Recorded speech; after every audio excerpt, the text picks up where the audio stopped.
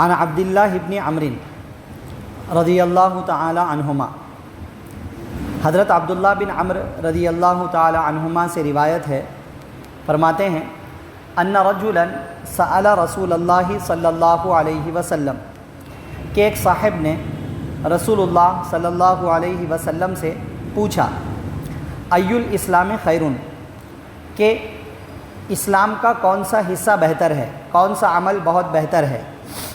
قال تطعم الطعام وتقرئ السلام علی من عرفت ومن لم تعرف۔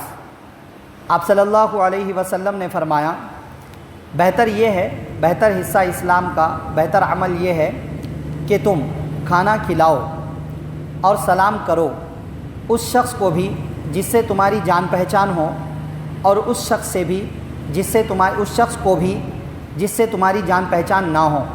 متفق علیہ۔ اس حدیث کو امام بخاری اور امام مسلم رحمہم اللہ نے روایت کیا ہے۔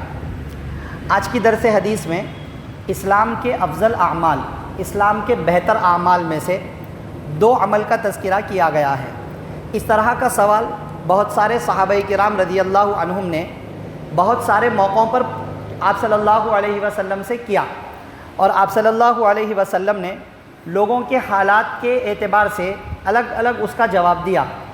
یہاں آپ صلی اللہ علیہ وسلم نے دو باتیں بتلائیں کہ اسلام کے یہ اعمال سب سے بہتر ہے، ایک کھانا کھلانا، دو سلام کرنا، اس کو بھی جس سے جان پہچان ہو اور اس کو بھی جس سے جان پہچان نہ ہو۔ سلام ہر کسی کو کرنا چاہیے۔ یہ اسلام کے بہترین اعمال میں سے دو عمل ہیں۔ کھانا کھلانا، ضرورت مندوں کو کھانا کھلانا، محتاجوں اور غریبوں کو کھانا کھلانا۔ کھانا کھلانا اتنا اہم عمل ہے اسلام کے اندر کہ قرآن کریم میں اللہ تعالیٰ نے کئی جگہ پر جہنم میں جانے والے، جو لوگ جہنم میں جائیں گے، ان کے کئی اسباب اللہ نے بتلائے، اس وجہ سے، اس وجہ سے، اس وجہ سے، کئی ساری باتیں بتلائی اس وجہ سے جہنم میں جائیں گے۔ ان میں سے ایک عمل یہ ہے، غریبوں کو کھانا کھلانے کی بات بھی نہیں کرتے تھے۔ کھانا تو کھلانا نہیں کھلانا وہ بات کی بات ہے، غریبوں کو کھانا کھلانے کی ترغیب بھی نہیں دیتے تھے۔ تو غریبوں کو کھانا کھلانے کی ترغیب نہ دینا یہ بھی جہنم میں جانے کے اسباب میں سے ہے۔ اب آپ اس سے اندازہ لگائیے، اگر کوئی غریبوں کو کھانا کھلانے کی ترغیب دیتا ہے، کہتا ہے کہ بھائی آپ مالدار ہیں، اللہ نے آپ کو پیسہ دیا ہے، آپ غریبوں کو کھانا کھلا دیں، تو یہ جہنم میں جانے سے بچانے کا سبب ہے۔ صرف ترغیب دینے کا اتنا بڑا ثواب ہے تو کھانا کھلانے کا کتنا ثواب ہوگا؟ آپ صلی اللہ علیہ وسلم نے اس کو اسلام کے بہترین اعمال میں سے ایک عمل بتلایا۔ سلام کرنا، اس کو بھی جس سے جان پہچانو۔ یہاں پر جو عربی میں لفظ ہے علی من عرفت ومن لم تعرف، اس کا ایک ترجمہ اس طرح بھی کرتے ہیں لوگ، اس کو بھی سلام کرو جس کو تم جانتے ہو، اور اس کو بھی سلام کرو جس کو تم نہیں جانتے۔ یہ بھی ٹھیک ہے ترجمہ، لیکن یہ ترجمے میں تھوڑا سا گڑبڑ ہو سکتی۔ اس کو بھی سلام کرو جس کو تم جانتے، مطلب مسلمان ہے کہ نہیں معلوم، اس کو بھی سلام کرو۔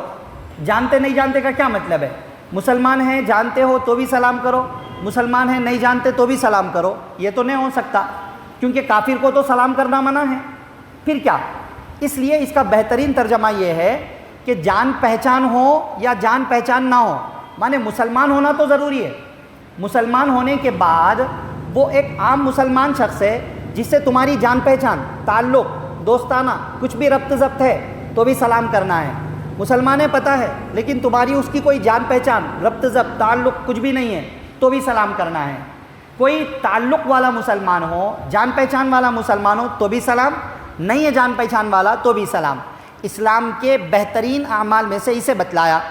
کھانا کھلانے کا تو خیر الحمدللہ کہیں نہ کہیں کسی نہ کسی درجے میں مسلمان اس کو انجام دیتے ہیں، اور ابھی جیسے حالات چل رہے ہیں حیدرآباد کے، الحمدللہ ایک بڑی تعداد مسلمانوں کی اس پر عمل کر رہی ہے۔ اللہ کا کرم ہے، یہ چیز تو مسلمانوں میں آج بھی کہیں نہ کہیں باقی ہے۔ سلام کے مسئلے میں تقریباً کمی ہو چکی ہے، صرف جان پہچان ہے تو ہی سلام کرتے ہیں، ورنہ سلام نہیں کرتے ہیں۔ بلکہ اگر ہم نے کسی کو سلام کر دیا اور ہمارے ساتھ میں کوئی شخص ہے تو انہوں پوچھتے کہ ارے بھائی کون ہے انہوں، آپ پہچانتے کیا ان کو؟ یا کوئی اور ہمارے کو سلام کر دیے، ارے بھائی انہوں پہچانتے کیا آپ کو؟ مطلب سلام ہمارے پاس جان پہچان کی بنیاد پہ ہو گیا۔ آپ صلی اللہ علیہ وسلم فرما رہے نہیں، جان پہچان ہو تو بھی سلام کرو، جان پہچان نہ ہو تو بھی سلام کرو۔ ہاں مسلمان ہونا البتہ ضروری ہے، کیونکہ غیر مسلم کو سلام کرنے کی اجازت نہیں ہے، ٹھیک ہے۔ یہ دو بڑے بہترین اعمال آج کی درس حدیث میں سامنے آئے ہیں، اس کو ہم عمل میں لانے کی کوشش کریں، ارادہ کریں۔ اللہ نے ہمیں جتنی حیثیت دی ہے اس کے مطابق تھوڑا بہت صحیح 1 روپیہ 2 روپے 10 روپے جمع کر کے ایک تھوڑی مقدار بن جائے، غریبوں کو کھانا کھلانے کا انتظام کر دیجئے۔